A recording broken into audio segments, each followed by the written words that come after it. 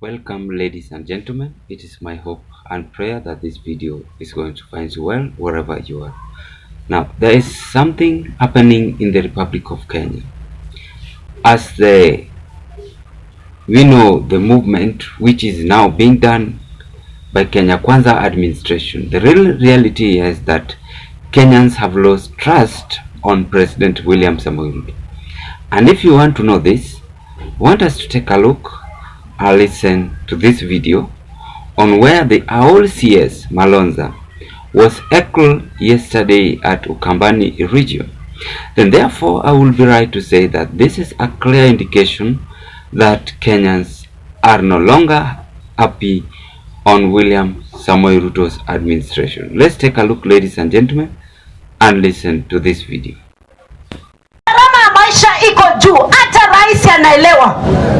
Hiyo si jambo la kutumwa, anaelewa kabisa.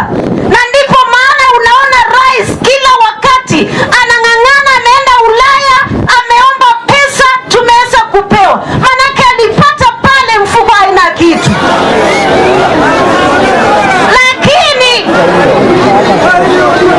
Lakini anaangalia gharama. Ngojea ama siwache niongee. Tumesema subra na heshima ama namna gani? Anang'ang'ana hakikishe gharama ya maisha imeenda chini, na ndipo unasikia anatoka na kuomba pesa na kuangalia namna gani. Vile vile upande wa taxes amejitoa ili hakikishe, na muliona vizuri sana wakati tax ilitolewa ya mambo ya ID, aliweza kusema hapana na ikakansuliwa. Kwa hivyo ako akifanya bidii na tunajua ataweza kumaliza. Ndugu zangu, simngoje nimalize ama namna gani? Mimi ninaongea mambo matano peke yake ama vipi? Na nimemaliza jambo la. If you listen to the video itself, before I do more analysis or have a candid discussion on this video, I want to thank you very much. If this might be your first time watching me at Zion Kenya TV YouTube channel, kindly click the subscriptions button and subscribe. Watch our videos, like, share, and also comment if you are willing. And to the members, I want to be very much grateful, because if it was not your support, then this channel could have not reached where it is as at now. Kindly continue watching our videos as you still stay tuned at Zion Kenya TV YouTube channel. Let's proceed. Why do you think the people at Ukambani yesterday heckled the CS Malonza? One, it is very clear that these people have seen Kenya Kwanza movement, that they are not going to fulfill the promises, and that is why yesterday we saw the Rigathi Gachagua, or the Deputy President Rigathi Gachagua, mention and urge Kenyans that to bear with President William Samoei Ruto and give him 10 years for him to fulfill the promises he made. So the big question here, how is it going to be? The promises he made, how are they going to make it in this 10 years time? Because I think the 5 years terms are meant for the president to fulfill the promises. Then another 5 years are meant for him to check if the promises are complete.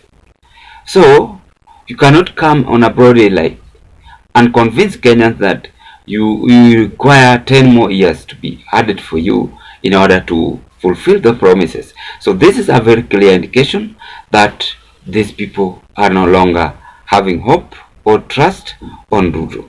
Then third, on the second one, Kalonzo factors. When I say Kalonzo factor in Ukambani, I'm seeing Kalonzo is strong and very, very rooted in Ukambani when it's come to politics of convenience. Why am I saying this? Because recently we saw Raila's move on supporting Kalonzo presidential bid race 2027. So I think these people believe and have that mentality that in any case, if Raila might endorse Kalonzo to vie for presidency race, then it is very clear that they are automatically going to vote for Kalonzo. So they will optimize Ruto and prefer Kalonzo on their preferences. So when you see them heckling the CS, it's very, very unfortunate that the CS had no room to escape. Even though she tried her best to convince them, saying they found the treasury empty. I think this is just a story that the people in Kenya Kwanza always say. It has been a history. They repeat itself by saying Uhuru Kenyatta left nothing while exiting the office. But the big question here, ladies and gentlemen, we ought to ask ourselves, why do you think Kagame, why do you think Sulu, why do you think Museveni are not traveling like Ruto traveling? So you can't convince Kenyans. Kenyans are awake and they understand what is on the ground. So the real reality here in this video is that these people heckled Malonza or Penina, the CS, because she was not saying the truth. You know, when you say the truth, then people will be tongue-tied. They won't find a solution on what you've said. So it is very clear that Kenya Kwanza have failed. And for them to convince Kenyans, they must get back to them. The Ruto or the head of state himself must ensure that he have fulfilled the promises. And the first promises he must fulfill is to lower the cost of living down. Is to ensure that Kenyans do not purchase 1 kg of sugar at 250, whichever the price it is as at now, or the flour at 100 or 200 and something, whichever the price it is as at now. So these are the criteria things, or the first thing Ruto ought to do. Then lastly, according to my observation, I'm seeing a political split. Now people are regretting and they don't want to listen to Ruto. I'm also seeing a political disagreement. I'm also seeing a political confusion. Even the CS cannot explain furthermore to the people how they used the money, yet the president is traveling.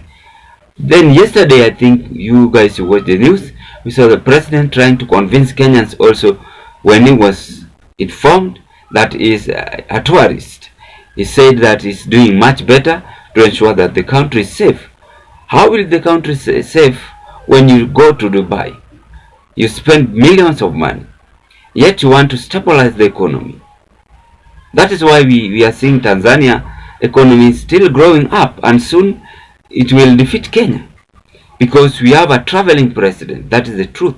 That is why we saw the Kambani people heckle the CS Penina Malonza. Then lastly, 2027 is going to be a very challenge to the president. The only rescue which we might help Ruto is only State House and his home carrying.